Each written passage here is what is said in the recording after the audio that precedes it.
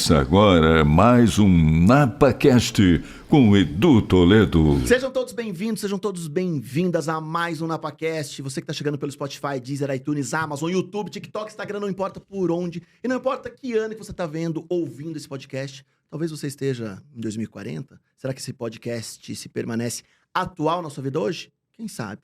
Então seja muito bem-vindo. Compartilhe esse link, se você gostou, compartilhe. Se não gostou, compartilhe também, porque a gente precisa de você para continuar trazendo histórias que inspiram e a gente conhecer quem é a pessoa que habita atrás do artista, da personalidade, enfim. E hoje o papo vai ser incrível. Vocês sabem como eu sou amante do teatro, vocês sabem que eu também sou ator. Então, quando eu tenho a oportunidade de ter alguém de arte e de teatro aqui, me envaidece e me enche de muito orgulho. Então, hoje o papo será com ele, Bruno Fagundes. Uma salva de palmas. Hello! Aê! Então eu tô com a responsabilidade de fazer um podcast atemporal, é isso? Atemporal? Então bora. Atemporal, pensando em 2040. Já pensou, 2040, imagina. Cara, você se vê em 2040? Eu me vejo, né? Como? Não sei como é que vai estar o mundo, o clima, acho que com tanto... No palco? No palco, com certeza. Eu vou... Não tenha dúvida, eu só vou parar depois que eu morrer. O palco é tudo, né, Bruno?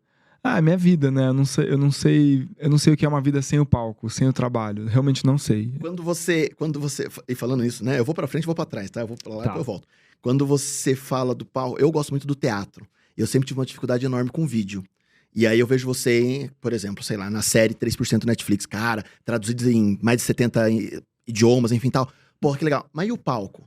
O que muda, assim? Qual que é a sua atmosfera do palco como ator? Muda tudo, né? Eu acho cinema. Acho que principalmente a forma de se comunicar, né? No audiovisual, o resultado final não tá na mão do ator, né? Tá na mão da edição, da direção, né? Você tem ali 1 milhão de ferramentas que te ajudam a criar aquele resultado final. No teatro, especialmente na Herança, é uma peça que é basicamente uma homenagem ao teatro de prosa, o teatro da palavra. Então a gente não tem cenário que sobe, cenário que desce. É ator, luz, palco, plateia e ó... Na raça. Na raça, 6 horas e meia de espetáculo com muito texto. 6 horas e meia? É, você gosta de teatro, mas não foi ver, né? Não? Mas vai vir pra São Paulo? A gente ficou 6 meses em Eu não cartaz de São acredito Paulo. nisso, cara. A gente fez uma temporada com mais de 25 mil espectadores em São Paulo. 6 horas. Uma peça de 6 horas. E então, assim, ali o resultado final tá na mão do ator. Tá completamente na mão do ator. Né? Eu costumo brincar que quem edita no teatro é a plateia, né? Porque o seu olhar tá ali pra tudo, pro palco inteiro, e é a plateia que vai decidir pra quem ela olha. Então, se você não tiver inteiro, absolutamente presente, e não conseguir trouxer tudo que o personagem precisa pra existir ali de uma forma verdadeira, acabou, a plateia se desconecta e nunca mais volta. E numa peça de 6 horas, você tem o dobro de responsabilidade. Isso é um recorde? Do de quê? Tempo de espetáculo? Não. Já tivemos muitas peças aqui no Brasil, inclusive. A Cibele Forjat já fez uma peça de 6 horas e meia. O Zé Celso fazia muitas peças. Eu lembro de uma que eu acho que o Matheus fazia, que passava ali pela região do Brás, que era uma peça itinerante, que entrava em presídio, entrava numas casas, umas locações. Essas eu não sei se durava 6 horas. Mas eu sei que era uma carga horária gigantesca. Sim, assim. Mas já tivemos a Ariane Muschini, que é uma companhia francesa que já fez algumas peças de mais de 5 horas de duração. 7 Afluentes do Rio Ota, que é um clássico também, uma peça que foi montada há 20 anos e foi montada agora, há uns 2 anos, que tinha 7 horas de duração com um intervalo. Né? Caraca, Bruno. A nossa são 6 horas de duração, dividida em 2 dias, e cada dia são, portanto, 3 horas por dia, com 2 intervalos. Então é mais ou menos como se você estivesse maratonando uma série, porque você vê 1 hora intervalo, 50 minutos intervalo e 50 minutos. Cara. E tem parte 1 e parte 2. Essa talvez seja a coisa inédita da nossa peça. É uma peça que é dividida em primeira metade e segunda metade. Só pra galera entender, assim, preparação de corpo e voz pra encarar uma jornada dessa, como é, cara? Porque a galera acha que só tá ali na hora, mas como é? Não, é um atletismo, né? Na verdade, acho que todo o trabalho de teatro, principalmente no teatro, ele é cumulativo, né? Então, essa pergunta eu respondo, é a vida inteira. Eu tô a vida inteira me preparando pra hoje conseguir fazer um personagem que tem um arco de 6 horas, que tenha maratona vocal de 6 horas e física. Então, claro, a gente aprendeu muita coisa no ensaio, mas nosso ensaio foi muito rápido. Foram 2 meses pra levantar 6 horas de espetáculo. Porque a gente tinha... Insano total. Insano. A gente tinha uma questão de tempo ali, tempo patrocínio, que a gente tinha que levantar em tempo recorde. E a gente levantou em tempo recorde. São 3 atores. Assim, não vai dar? Todo mundo falou. As pessoas me chamavam... Que o projeto é meu, né? A idealização minha. Eu vi junto que com o você Zé Henrique, produz. junto com o Zé Henrique de Paula, mas eu sou linha de frente de produção. Eu e o Carlos Martim, que é diretor de produção da peça. que tá junto comigo nessa, meu parceirão. E a gente fez a pré-produção enquanto eu ensaiava. Então, assim, foi um caos absoluto. Mas se eu não tivesse tido experiências em produções antes, né, e principalmente enquanto eu produzi e estava ensaiando também, eu não teria dado certo. Produção? Eu gosto de produzir pra mim, entendeu? Jamais eu produzi pra outra pessoa, porque o trabalho é insano, hercúleo, inacreditável. Se as pessoas soubessem o que é 10% de fazer uma produção, o que a quantidade de estratégia que você tem que bolar, é uma inteligência muito própria a produção, porque você tem que antecipar problemas, você tem 1 milhão de frentes que você tem que tomar conta, olhar, cuidar. Então, assim, é realmente muito estressante. E ainda mais uma peça de 13 atores. Então, entre técnica e elenco, são quantas pessoas trabalhando? Somos em 25, mais ou menos. 25 gestão. É tipo ser CEO de uma empresa de 25 funcionários. Mas assim, e numa insanidade, né? Porque você pode ter bilheteria, pode ter patrocínio, pode não ter. A galera não entende isso, né? Não, e não entende os custos também, né? Acho que nem os próprios atores entendem o custo. O custo de uma produção. Entender que fazendo um resumo rápido, tudo que entra de bilheteria, 60% fica retido. A gente só consegue usar, que seria o líquido, 40% da bilheteria. Então, assim, se as pessoas soubessem esse número... Essa conta. E esse número dos 40% é para pagar tudo, entende? Para pagar os atores, pra gente conseguir realmente sobreviver. Então, assim, é muito... É uma loucura, assim. É uma loucura fazer produção de teatro. Mas, assim, se eu não produzisse essa peça... Claro, eu tive o meu parceiro, que é o Zé Henrique de Paula, que é diretor da peça, entrou nessa comigo, a gente comprou os direitos juntos. Então, assim, não foi uma iniciativa totalmente solo. Mas, de qualquer forma, se a gente não tivesse feito isso e não tivesse levantado isso, eu acho que ninguém faria essa peça no Brasil. Ninguém faria. Porque é uma peça absolutamente de risco, né? Uma peça gay, de 2 partes, 3 horas cada uma, com 2 intervalos. Todo mundo que eu comentava esse projeto, e eu tô há 5 anos tentando trazer esse projeto pro Brasil especificamente, as pessoas me chamavam de louco. Você é louco, isso não vai dar certo. E agora, hoje, estamos 7 meses em cartaz. A gente fez 6 meses só em São Paulo. E vamos finalizar aqui, nessa semana, nossa última apresentação aqui no Rio. Mas não vai pra gaveta. Eu ainda não sei o que vai acontecer. Esse ano a gente vai parar, eu acho. É uma peça que... Agora, esse ano, não tem pauta. Porque, imagina, pra você fazer uma peça de 6 horas, é uma cultura que você tem que criar, né? Você tem que pegar um teatro que, no mínimo, entenda isso, que consiga disponibilizar funcionário pra isso. A gente quer fazer em teatros grandes, teatros confortáveis, porque acho que isso também faz parte do projeto.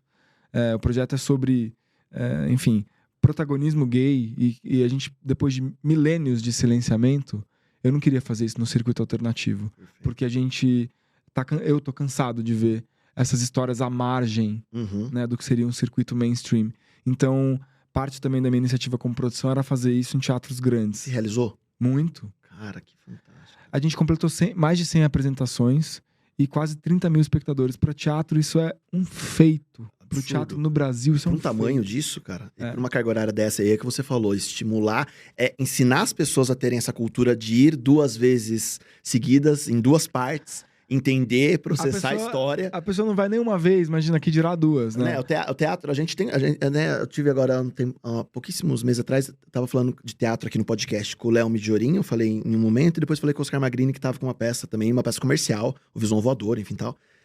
E a gente tá falando disso, né? Porque existe um distanciamento da galera em voltar a ir ao teatro. A juventude não vai, né? Eu acho que tem uma geração que tem uma lacuna ali que fala assim, pô, por que não tá no teatro? Acho que eu me preocupo mais ainda com a próxima, sabe? Porque quem tá desenvolvendo todas as sinapses, toda a capacidade de abstração, toda a formação realmente cultural e intelectual no TikTok... Então... Vai pra onde? E aí, como que você entende isso quando uma produção de teatro quer levar uma pessoa do TikTok, do Instagram, pro palco, pra ver se chama bilheteria? E não funciona, né, cara? Na verdade, acho que é um trabalho de... Porque acontece isso, né? A gente tá tentando tudo, né? A gente vai... Tá tentando tudo, né? A gente quer entrar em qualquer lugar, né? O teatro quer pegar a carona pra ver se a gente consegue realmente trazer. O que foi lindo nessa peça é que a gente teve muita gente jovem assistindo. Muita gente jovem. Legal. Acho que... Mas por ser uma pegada diferente, ou pelo tema, ou pela reflexão? Acho que pela experiência que a peça propõe, sabe? Você vai lá 2 vezes. A peça realmente é um dos projetos mais inacreditáveis que eu já fiz, mais especiais, mais profundos. Eu essa semana até fiz uma tatuagem pra peça, pra ficar pra sempre na minha pele. Já vai estar, né? De qualquer jeito. Que demais, cara. Eu queria muito ter visto, porque acho que é a única... A gente tá indicados a 21 prêmios. Por enquanto. Merda, por enquanto. Por enquanto.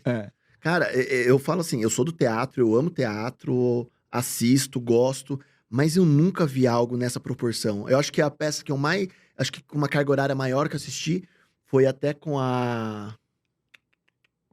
Ai, quem era a atriz? Assisti no Rio, que era O Zoológico de Vidro, que é com base na A Margem da Vida, do texto A Margem da Sim, Vida. sim, sim. E era uma peça acho, de 3 horas com intervalo de meia hora, com a Cássia Kiss. Com a Cássia Kiss, Cássia direção Kiss. do Ulisses Cruz. É isso aí. Era um cordeiro, Kiko Mascarenhas, Karen Coelho. Maravilhosa a peça. Maravilhosa. Maravilhosa. Essa tá no hall das minhas peças favoritas da minha vida. Assistiu? Assisti. Cara, Assisti mais de uma vez. cara, Ulisses Cruz é um grande amigo meu e a gente já fez Demais, 2 cara. projetos juntos. Um foi Tribos, que também era uma peça linda, linda, linda, linda. A gente ficou 3 anos e meio em cartaz com Tribos. Sensacional. E fiz Zorro também. Fiz um musical do Zorro com direção do Ulisses. Com Marcos Mion, Letícia Spiller. Cara do céu, que sensacional. Eu E tinha uma vontade que, assim, eu ia muito pro Rio só pra assistir peça. Eu saí de São Paulo e ia Então pro você Rio tá assistir ainda em tempo, Juan. peça. É. Estamos na última assistir peça. semana. É.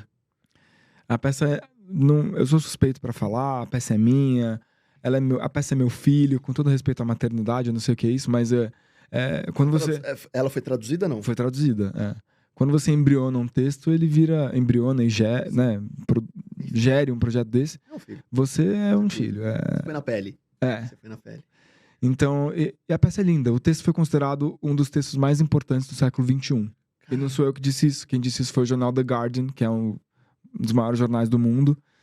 O texto ganhou todos os prêmios na Broadway. Na Broadway ganhou 40 prêmios, só na temporada americana. Caraca. E quem dirigiu lá fora foi o Stephen Daldry, que é o diretor de The Crown, ninguém mais, ninguém menos.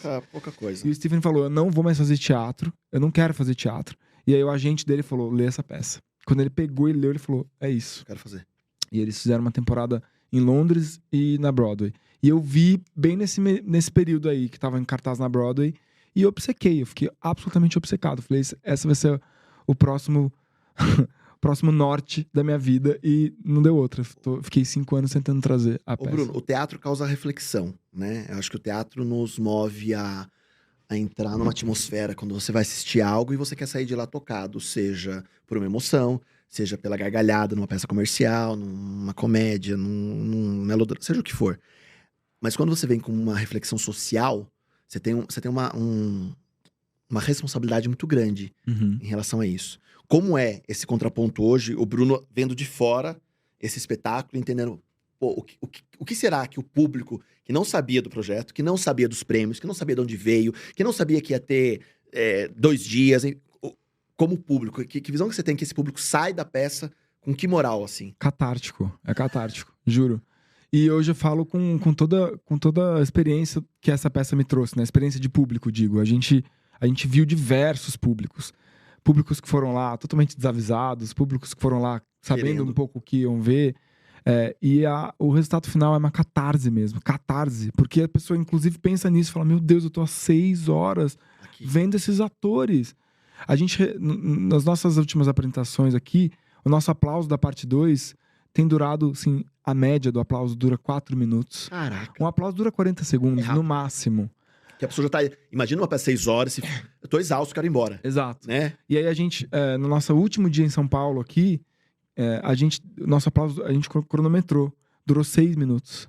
A plateia não parava de aplaudir, assim, ó. E a gente agradecia, eles não paravam de aplaudir. A gente começou a ficar emocionado, porque é isso, é uma simbiose, uma troca que não se faz em outro lugar. Nenhum outro veículo é capaz de fazer isso que a gente tem feito com a herança. Porque a pessoa entende o quão difícil é estar lá em cima, o quão difícil é estar aqui embaixo, o quão difícil é essa troca acontecer, a quantidade de assuntos e abordagens e humor, tragédia, emoção, reflexão que a gente criou ali, porque é uma conversa. Na TV você não tem isso, numa série você não tem isso. Talvez você tenha num livro, mas é uma proposta mais solitária. Agora, em comunhão, com virtualmente ali, né, sei lá, potencialmente 500, 600 pessoas, você em comunhão, ficar 6 horas junto, conversando, ouvindo, tendo uma escuta ativa sobre uma ideia, sobre uma vida que não necessariamente é a sua, e você se emocionar com aquilo, isso é o teatro na veia. Isso é a verve do teatro, isso é a essência do teatro. Então, é isso, é catártico. E o espetáculo, enfim, fica no palco ou ultrapassa a quarta parede? Não, fica no palco. Fica no palco mesmo. Então você não tem uma Por acaso, essa peça termômetro do público ali, de sentir... Não, a gente tem. A peça tem muito humor, tem muita risada, tem muita emoção. Essa peça tem uma dramaturgia muito interessante, onde os atores são como se fossem jovens contando a história daqueles personagens. Então a gente, o tempo todo, tem uma quebra brechtiana, né? Onde a gente olha pra plateia e fala, e aí, agora o que vai acontecer é o seguinte. E aí a gente continua. Então, assim, é muito interessante também a dramaturgia.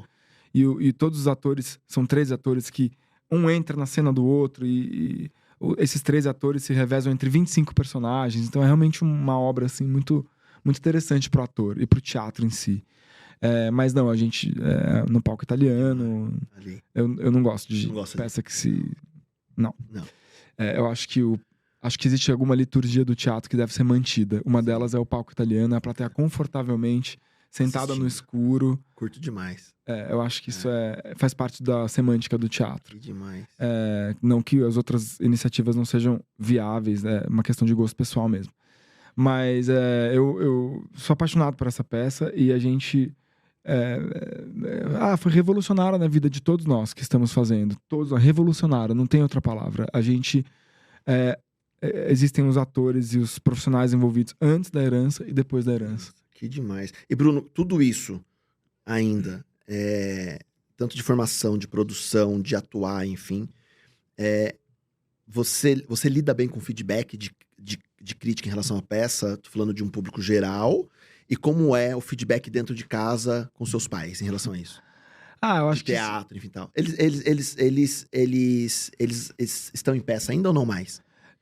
Agora eles estão fazendo turnê com a peça. Eles estão com uma peça que eu fiz junto com o meu pai e com a minha mãe, né? A gente, na verdade, eu já fiz muitos projetos com os dois. Já fui dirigido pela minha mãe, já fiz textos dela. Eu já fiz várias peças com meu pai como produtor, também como ator. A gente já fez novela juntos, filme. Enfim, a gente já rodou muito, assim. Porque é quase que inevitável. A gente ama muito o que a gente faz. A gente sempre acabou se cruzando no trabalho.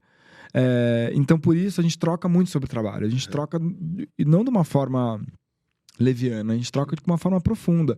A gente fala sobre mercado, sobre proposta de, encenação. A gente troca muito mesmo sobre isso. Então, eu tenho esse canal muito aberto com os meus pais. E é até chato quando eu tô com os meus irmãos, porque meus irmãos, eu tenho mais 3 irmãos, meu irmão, 2 irmãs. Quando a gente sai pra jantar, a gente não consegue falar de outra coisa, não sei, trabalho. O trabalho um pouco domina ali, assim, os assuntos do jantar. E a gente tem que ficar se forçando a falar de outra coisa. O feedback deles desse projeto? Meu pai enlouqueceu, né? Meu pai enlouqueceu. Ele é um produtor de teatro a vida inteira. Meu pai se diz mais ator de teatro do que de televisão, por incrível que pareça, porque ele faz teatro há 55 anos ininterruptamente. Ao passo que televisão ele deu alguns breaks, algumas pausas. Então, essa peça que eu fiz com ele e com a minha mãe, só eu saí da peça em 2019 para fazer esse musical do Ulisses Cruz. Só eu fiz 340 apresentações dessa peça que a gente fazia juntos. Foram 3 anos e meio. A gente fez a peça nos Estados Unidos, a gente fez a peça em Portugal. Foi assim, um fenômeno. E aí eu saí e eles fizeram mais 300 apresentações. Agora eles estão nas 640 apresentações. Já tá quase 5 anos em cartaz a peça. Então é um fenômeno essa peça. E agora eles têm uma turnê até final de novembro, então eles estão fazendo essa peça ainda. Qual o nome, Bruno? Baixa Terapia. É um texto argentino.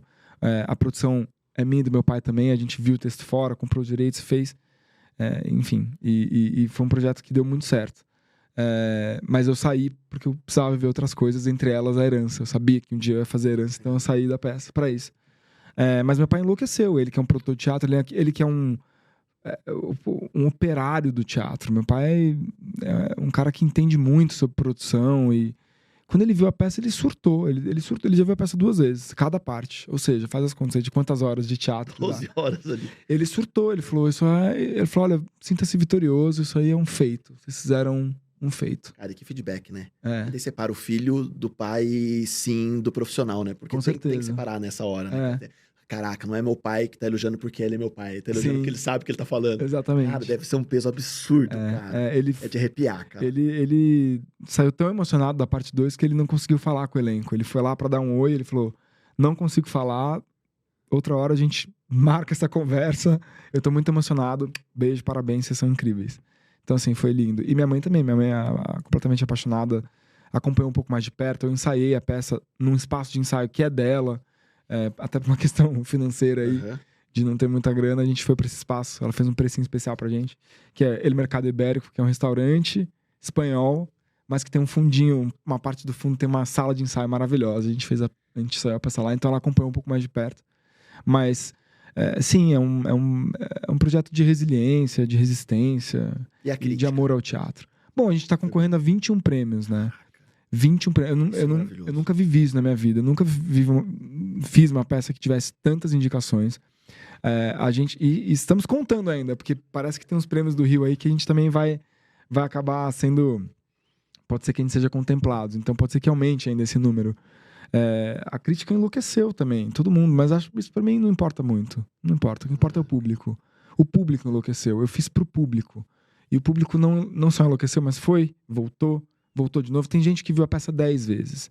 Tem uma mulher que ficou até nossa amiga, porque ela viu a peça, ela viu 20 vezes, ela foi 20 vezes ao teatro só pra ver A Herança. Imagina, a frequência média do brasileiro é uma vez ao ano ao teatro. É só você pensar a última vez que você foi. Possivelmente você foi uma vez por ano nos últimos muitos anos. A pessoa foi, em média, né? A pessoa foi 20 vezes só ver A Herança. Então, assim, eu não sei nem mensurar o tamanho que é isso na vida de uma pessoa. E é um público, uma pessoa que não é formadora de opinião de teatro, não é a profissão dela. Ela foi porque ela se apaixonou por aqueles personagens, por aquela história. Ela se sentiu acolhida, se sentiu abraçada, saiu de lá. E a gente tem visto isso no Rio também. As pessoas falam assim, obrigado por ter feito isso. Porque eu me dei um presente ao vir assistir. Então, isso pra mim é o que importa. E Bruno, quando vem nesse peso desse um feedback, desse de, assistir 20 vezes, a gente tá falando 20 vezes uma peça de 6 horas, a gente tá falando de 20 dias úteis no mês aí, quase uma rotina Total. de alguém que Quase trabalha. uma rotina de trabalho. Uma rotina de um trabalho, de 20 dias assistir, de um feedback como do seu pai, da sua mãe, de crítica, de ser indicado pros prêmios, enfim, tal. E quando você traz essa moral e esse chacoalhão nas pessoas sobre essa questão social, quanto isso mexe com você também? Em relação a toda a sua história, a casos chatos que aconteceram na sua vida, 200%, enfim. 200%. Enfim, acho que você ser gay, né, e você ser de uma existência LGBTQIAPN+, você é muito desprotegido de tudo. Você cresce sem espontaneidade, né? Você cresce se amarrando, se limitando, tendo que controlar como você se comunica, como você fala, como você se porta, como você... Medos, traumas, violências, né? Já vivi na pele uma violência homofóbica. Então, assim, você passa uma vida inteira se cerceando e pensando aonde que eu errei, né? Aonde que eu nasci errado, assim. E isso gera uma dor basal, assim, que por mais que sejamos completamente diferentes, né? As existências todas são diferentes, mas principalmente as LGBTQIAPN+, independente classe social, raça, ela muda muito de uma pessoa para outra, de uma existência para outra, mas a dor basal, ela existe porque tem um certo desconforto na própria pele, né? Que é imposto, né? É um pouco autoimposto, mas muito pela sociedade, pela estrutura da sociedade. Então, quando você sente diariamente esse peso que a construção social impôs sobre nós, você acha que você vai fracassar, né? Porque, bom, se eu sou todo errado, então errado serei, né? E aí, quando de repente eu olho pra trás agora, eu vejo o que a gente conseguiu construir com essa peça e o quanto ela reverberou dentro de mim, né? E reverberou dentro de outras pessoas que não necessariamente tem a ver com isso, eu percebo que, de alguma forma, e sendo muito modesto, eu faço parte de uma revolução que eu sempre sonhei em ver, sabe? Eu sempre sonhei em ver essa revolução, um momento onde a gente pudesse ter protagonismo gay, onde a gente pudesse ter um elenco majoritariamente LGBTQIAPN+, em cena, ocupando teatros grandes, falando sobre uma história que há milênios foi silenciada. Quando eu vejo isso acontecer, eu penso que era uma revolução que eu sempre sonhei em ver. E eu faço parte dela, eu sou um pouco criador dela. Então, eu tô me sentindo num momento muito especial, assim, porque um vitorioso mesmo. Acho que foi um ato de coragem. Eu, inclusive, esse ano todo, eu só militei. O ano inteiro eu militei. E, enfim, fui pra Rede Nacional falar sobre meu namoro com meu pai, entendeu? Então, assim, eu acho que nem Há 5 anos eu imaginava que isso era impossível. Absolutamente impossível. Estar na Certo. Rede Globo, Falando ao disso. lado do meu pai, falando sobre meu namoro com o Igor. Então, assim... E ver que eu vivi isso esse ano me dá uma sensação de que eu venci, sabe? De que eu cheguei num lugar onde eu sempre sonhei em chegar. Eu acho que o mais mágico de ver isso é... Eu não sei dar uma palavra para isso, né? Quando você me fala isso, se é a coragem ou se é entender que é o que eu quero, se é entender que eu consegui também provocar na sociedade uma reflexão, Sim. né? Não tem uma leitura Não sobre isso, tem... mas eu acho que Eu não tenho distanciamento histórico ainda de tudo isso que aconteceu, sabe? mas eu acho que a sensação de deixar o medo de lado e de entender que você pode estar numa rede nacional com seu pai falando sobre o Igor, sobre o tema que for, não importa o tema que seja, Sim. mas que você pode, né? Eu acho que as pessoas se privam muito em relação, não sei, né? Mas eu acho que a gente fala muito de arte isso e é gostoso, mas as pessoas se privam pensando o que a sociedade vai achar disso ou daquilo, mas não pensa em si. Aí eu me privo de fazer algo, porque a sociedade talvez ache isso, mas não é o meu prazer, não é o meu tesão, não é a minha vontade, então eu não falo, eu não vivo aquilo e deixo de lado. E esse deixar de lado é onde gera medo, insegurança, angústia, anseio. Eu acho que... E claro, eu venho de um lugar privilegiado, eu sei que eu tenho, né, pais maravilhosos, eu tenho condição de fazer isso, eu tenho condição até de bancar se de repente eu tiver alguma retaliação aí, ou eu deixar de trabalhar por isso, sei lá, o que pode acontecer. Mas se isso aconteceu, eu sei do meu lugar de privilégio, então isso também me ajudou, obviamente, me ajuda, né? Mas eu acho que o importante é você partir desse ponto de partida, né? É avançar a partir dele. E acho que para minha realidade, inclusive por tanto que eu teria a perder fazendo isso, eu acho que modéstia à parte, assim, eu realmente consegui fazer algo que muita gente não fez durante muitos anos. Então, e eu não fiz isso pros outros de maneira nenhuma, assim. Então, quando eu ouço você falando desse potencial, né, de talvez transformador de tudo isso, eu fico feliz, assim, mas eu fiz, na verdade, para encontrar minha paz, para encontrar minha verdade, minha paz, minha tranquilidade dentro da minha vida, dentro da minha pele, né, de poder olhar para meu pai e não ter amarra para falar com ele, né, e para minha mãe, e para os meus irmãos, e para pessoas que estão próximas de mim. Então, acho que esse passo é um passo que eu encorajo as pessoas a dar, sabe? Apesar de que cada um tem aí o seu momento, o seu tempo, mas eu encorajo as pessoas a olhar pra isso, assim, porque... Isso te deu mais garra? Muito. Mais vontade? Pô, imagina, você passa a vida inteira tentando esconder parte principal de quem você é. E de repente você fala, a parte principal de quem eu sou, ela é capaz de tudo, de qualquer coisa. Então isso te dá uma força que... Eu dei uma entrevista esse período aí, que a repórter falou, como é que é, né? Tipo, você poder falar é tipo respirar aliviado. Eu falei, é muito mais do que isso. É muito mais do que respirar aliviado. É você conseguir existir mesmo, assim, nossa, eu existo, eu pertenço, eu existo, eu sou, eu realizo, sabe? Então é muito profundo. Eu acho que até o ponto que a gente consiga viver num momento, numa sociedade que entenda... Acho que verdadeiramente o significado do respeito, da empatia e da opinião do outro, né? Às vezes eu falo com a criançada, eu tenho um projeto de bullying, eu converso com a criançada disso. E eu falo com a criançada assim, viu? Se seu amigo não gosta da cor azul, respeita, ele não gosta e tá tudo bem. Que lindo esse trabalho, que legal. Se seu amigo não quer brincar, aí ok, né? Se permita entender o direito do outro, se permita entender a opinião do outro, o gosto do outro, para que a gente viva numa sociedade mais natural de respeito. Eu acho que a naturalidade do respeito deveria ser algo natural, respeito, e não essa assim, não é um respiro de alívio, né? Pô, e por que tinha que ser um respiro de medo? Por que tinha que ser um respiro de insegurança? Também não, né? É muito... cara, eu acho que assim, lógico, sempre a gente vai esbarrar em N problemas sociais, não só isso. É a religião, o racial, as diferenças. Hoje, a diferença da pessoa, a dificuldade que ela tem de pensar, de raciocinar, física, psicológica, seja o que for. Mas por que não pode caminhar numa naturalidade de entender, né, o outro? o que ele quer, o que ele gosta, deixa de gostar. Qual é o problema de não conseguir conviver? Isso me incomoda demais. É incômodo, sim. E aí, quando eu vou pra área do bullying, eu vejo essa criançada agora, né? Que é onde a gente bate um pouco. Eu queria ter uma questão social com você agora também em relação a isso, que eu acho que é importante pro meu público que curte isso.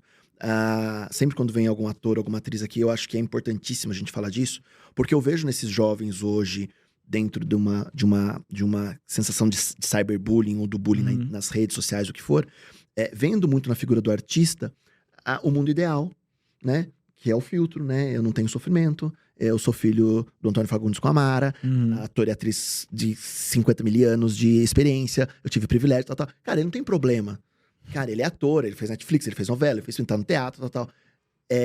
Isso é um filtro, isso é um personagem? O que é? Né? Eu acho muito importante ter uma fala para esses adolescentes hoje, que às vezes estão ouvindo o podcast e pensando em se automutilar, em depressão, em suicídio, e às vezes por querer se espelhar no estereótipo que não existe, e Sim. entender que você pode ser o que você é, sem querer ser aquela pessoa que tá ali. Sim, né? sim. E eu queria muito uma fala sua disso, que eu acho que é dentro do cenário que você vive, que para muitos adolescentes hoje que assistem pode ser um cenário mágico de tudo, entender, mas que ele se permita viver o mundo que ele vive também. Eu acho que é muito do que você estava falando até agora. Eu acho que Você me permite isso? Acho que sim, eu acho que você é uma super responsabilidade assim falar sobre isso.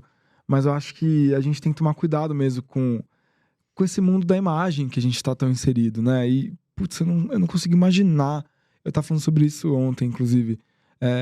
O que é você crescer na rede social, assim, né? Porque eu peguei a câmera analógica, né? Eu sou de uma geração aí in between, assim, né? Peguei a internet de escada, eu mandava pager pro meu pai, tipo, quando eu era criança, ICQ. E até antes disso, eu me lembro, né? A gente demorava horrores pra você conseguir abrir uma imagem na internet, né? Hoje em dia, imagina, é radicalmente diferente. Então, assim, eu sou dessa geração que tá em transição. Mas eu não consigo imaginar o que é você crescer já imerso nisso, assim. Imerso na cultura do filtro, na cultura da imagem e do que você passa pro mundo, né? Isso deve ser realmente avassalador, mas acho que é importante lembrar que a vida não é ali. Aquilo não é a vida. Aquilo não é a construção real. Aquilo ali é realmente uma ferramenta. E que eu acho que a gente tá usando errado. A gente tá usando errado. A gente tá se valorando por aquilo, né? A gente tá criando valores de existência dentro de uma parada que é irreal, totalmente irreal. Então, eu adoro fazer isso. Se você quiser saber mais sobre esse mundo, vem falar comigo, entendeu? Tipo, a gente senta pra um café e a gente conversa sobre. Tipo, pra mim, realmente, o Bruno que tá no Instagram não é o Bruno, né? Ele é um pedaço dele, é um micro pedaço ali, né? Inclusive, nesse período, eu tenho até me afastado mais às vezes, porque todos nós estamos inseridos nisso, né? Tipo, eu me vejo me comparando com outras pessoas. Eu me vejo me perguntando por que ele, não eu, sabe? Quando eu tô lá, scroll down ali. Porque isso é absolutamente humano e a gente tá construindo todos os nossos valores em cima disso. Então, assim, eu não... Qual a importância que você teve pra tudo, de decidir teatro, decidir ser ator, decidir tudo, e que eu acho que é importantíssimo. Qual a importância de ter um diálogo aberto, sincero com os pais? Nossa, 200%. De confiar mesmo, assim, de poder falar tudo o que quer, de tudo direto. Muda tudo, né? Acho que muda tudo. Eu tive essa conversa com os meus pais sobre minha sexualidade, por exemplo, muito cedo. E que bom que eu fiz isso, claro. E não foi fácil. A gente passou por um monte de intempéries, tiveram muitos trancos e barrancos, muito desentendimento, muito desencontro, até a gente chegar onde a gente tem hoje. Eu tenho 34 anos hoje. Então, assim, caminhamos bem até chegar aqui. Mas foi revolucionário na minha vida. Porque quando você tem o acolhimento da sua família, você tem tudo. Você não tem barreira. Você tem pra onde voltar. Acho que é importante a gente se lembrar que a gente tem pra onde voltar, sabe? E acho que é importante a gente se relacionar com o nosso coração, assim. A gente tá numa era tão mental, né? É tudo sobre o que a gente pensa, né? E muitas vezes a gente tá... né? Os yogis falam muito isso, assim. Nós não somos nosso pensamento. A gente não é o nosso pensamento. Porque realmente nosso pensamento, eles levam a gente pra lugares que são falsos. A gente tá criando uma realidade ali que tá só no nosso pensamento, mas não é a verdade. Acho que a gente tem que se conectar com o nosso coração, assim. É olhar pra si. Eu sei que parece meio existencialista isso, mas acho que Mas é. é meio por aí. É se conectar com o que te faz sentir pleno dentro do seu coração. E pra mim, eu não saberia fazer uma vida sem me relacionar com a verdade. Então acho que é por isso também que eu entrei nessa jornada. E eu acho que eu encorajo as pessoas a fazerem isso. Porque a verdade, ela limpa, ela cura, ela abre espaço. Talvez não seja o espaço que você espera, mas ela vai abrir espaços novos. Então, Fale. fale, comunique-se. Ou se não com os pais, com alguém, Que você confia. sabe? Eu sou absolutamente um entusiasta ferrenho, assim, da análise, da autoanálise. Eu acho que você ter a ajuda de um profissional também, isso vai te ajudar muito, é muito bom. Acho muito legal essa fala, Bruno. E assim, a gente se desconectar desse lugar que é tão fabricado. A internet é muito fabricada. Isso não tá fazendo bem pra gente. Não tá. Assim, isso é fato, assim. Então, se você é jovem hoje, tem, sei lá, 17, 16 anos hoje, cara, pense que o mundo é muito mais do que isso, né? Muito, muito mais do que o que a gente vê, consome, alimenta ali. E o feed é voraz, né? Não é à toa chama feed. Porque é uma alimentação, né? Uma retroalimentação do que você gostaria de ser e não é. Não, acho que a gente tem que se conectar com o que a gente é, com a nossa verdade, com a sua paz. E pra isso é preciso, às vezes, de um certo silêncio. É preciso de silêncio. Eu me vejo, assim, às vezes, num lugar falando, meu Deus, preciso fazer um detox celular, eu não aguento mais. Barulho, informação. A gente recebe informação hoje numa quantidade tão insana que biologicamente a gente não foi condicionado a isso. E se permitir, né? É? Em relação a isso. Eu tive agora. Se permitir o silêncio. Há semanas eu fiz um mini detox de celular de um final de semana, pensando Nossa. nisso, né?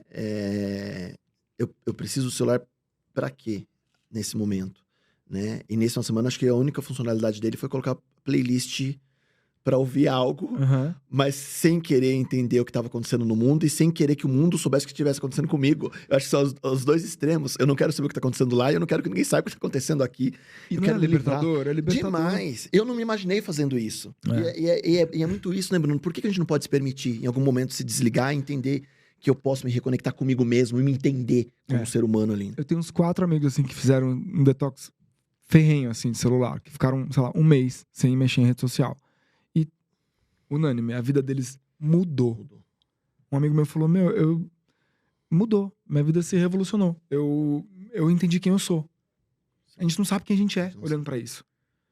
A gente se perdeu. A gente perdeu a referência. A referência é o que a gente produz, não mais o que a gente sente, não mais o que a gente é. É o que a gente produz. E aí o que você produz, não é sempre que você vai conseguir produzir. Sim. Vai ter dias que você tá improdutivo, vai ter dias que você não vai ter a melhor foto pra postar, pra soltar ali. E aí isso vai te dando uma ansiedade, uma crise tão profunda de identidade que uma hora você quebra. Você quebra no meio. E pra que isso, né? E pra que isso, Pra né? que isso, né? É só- Muito pra quê, né? É uma ferramenta do capitalismo. Pra quê, né? Isso é pra gente ter mais do que ser, né? É o que a gente... A arte tem falado sobre isso há muito tempo, né? A arte tem um caráter meio mediúnico, né? Ou pelo menos de pensar um pouco à frente. Que é assim. arte pro Bruno? Pô, arte pra mim é tudo pra mim. É tudo. Eu não, é onde eu faço minha sinapse é na arte. Onde eu compreendo quem eu sou é lá, sabe? Eu elaboro as minhas coisas na arte. Ou seja, eu acho que sem a potência da arte, sem o que a arte me permite viver, eu não existiria, eu não saberia ser. Não tá na ordem lógica a minha elaboração, ela tá muito na ordem do simbólico, da abstração, da criatividade. Isso é parte essencial do meu ser. Por isso, pais que ouvem esse podcast, estimulem seus filhos a ter convívio com arte. Seja a arte que for, seja o teatro, artes plásticas, música, circo, dança. Sim. Mas o quanto a arte pode mudar, né? O quanto isso contribui na A formação. expressividade, né? Acho que tudo isso também faz parte do que a gente tá falando, de encontrar a sua verdade. E a sua verdade tá na sua expressividade, tá no seu pensamento não lógico, né? Na sua associação livre, você tá lá, e daí você vê uma cor, e aquela cor te inspira, você pega outra, tipo artes plásticas, como você falou. E de repente aquilo é um retrato da sua alma, é um retrato que você não chegaria nesse processo de uma forma lógica, Você né? Ou racional. externaliza através da arte, né? E aí você consegue refletir ainda. Cara, eu acho que é muito além do que a grande parte, infelizmente, das pessoas entendem sobre arte ou julgam sobre arte. Por isso, eu acho que é importantíssimo nesses minutinhos finais a gente pedir que as pessoas voltem ao teatro, que voltem a assistir bons espetáculos, que voltem a prestigiar a arte.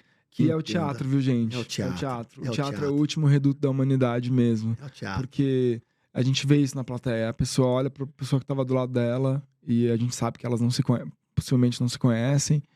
E aí a gente vê isso na plateia. As pessoas se abraçam. Onde mais? Onde mais acontece isso? Onde mais a gente tá se propondo a viver coisas assim? A gente não tá. Então, assim, tudo bem, não precisa, né? Pode ser qualquer peça. E se for ruim, volta, sabe? Começa a criar um senso crítico do que você gosta e por que você gosta do que você gosta. E acho que o caminho é esse, assim. E a leitura, né? A gente tá tão afastado da leitura, a gente tá tão afastado de coisas que são introspectivas e que fazem a gente se entender mais, né? Entender mais nosso lugar no mundo. Então, não deixem de ir mesmo. Acho que o mundo tá muito desconectado consigo mesmo, assim. As pessoas estão desconectadas com elas mesmas, né? Cara, eu vou jogar muito real pra você. A gente tem um costume aqui no NapaCast que a gente não tem roteiro, né? Eu não sei o que vai acontecer. E eu procuro não saber. Eu gosto muito de jogar a tranquilidade, o que for. E, cara, que gostoso esse papo contigo, cara. De verdade mesmo. Que bom, de verdade. feliz Obrigado também. pela troca, obrigado por estar aqui. Eu também sempre venho sem pensar em nada, assim. Vou deixando a entrevista me conduzir. Pra te agradecer, eu te trouxe presentes. Oba! Que delícia! Te trouxe lá de Bragança, o chocolate Nicolate, te Meu mandou trufa, pão de mel, barra de chocolate maravilhoso. Não tá vendo, então é parceiro mesmo, porque assim, quem olha o podcast assim, eu quero esse chocolate. Só tem em Bragança. Você deu isso pra um chocolatra. Aí, ó, você vai amar. Você vai falar assim, Edu, traz de novo. Você vai falar assim, você vai amar isso. Não, é maravilhoso, a embalagem. Eu vou ter que voltar aqui só pra ganhar um outro. Meu Deus. É maravilhoso. Que lindo. Um outro parceiro que faz, nossa, caramelo enfim, com amendoim, campos de futebol pelo Brasil todo com gramado sintético. Queria te mandar um campo de futebol, mas não mandou. Mas te mandou um capachinho de grama artificial. É o presente mais aleatório que a gente tem. É um capachinho. É muito... Onde é que eu vou enfiar isso? Obrigado. Um apartamento, pra casa. Eu sou a pessoa que casa. mais odeia futebol do mundo. Obrigado. Mas mentira. é grama decorativa pra jardim, pra essas lindo, coisas. eu vou pôr no meu... E o último mimo, pra você lembrar desse NapaCast, do podcast. Obrigado. Só um que mimo aí. lindo. Nossa, eu amo café também. Vou apreciar Tem tudo muito. Aí, tem tudo aí. Nossa, muito obrigado. Bruno, querido. obrigado por ter vindo. Valeu prazer, mesmo. Prazer foi todo meu. E valeu por quem ficou até agora no podcast, quem ficou ouvindo até agora. Valeu mesmo. Obrigado Curta, mesmo. compartilha. E que a gente possa aí pulverizar aí a sociedade com muita informação, com muita reflexão sempre. E vá ao teatro. Vá ao teatro. Obrigado. Valeu, querido. Valeu. Obrigado.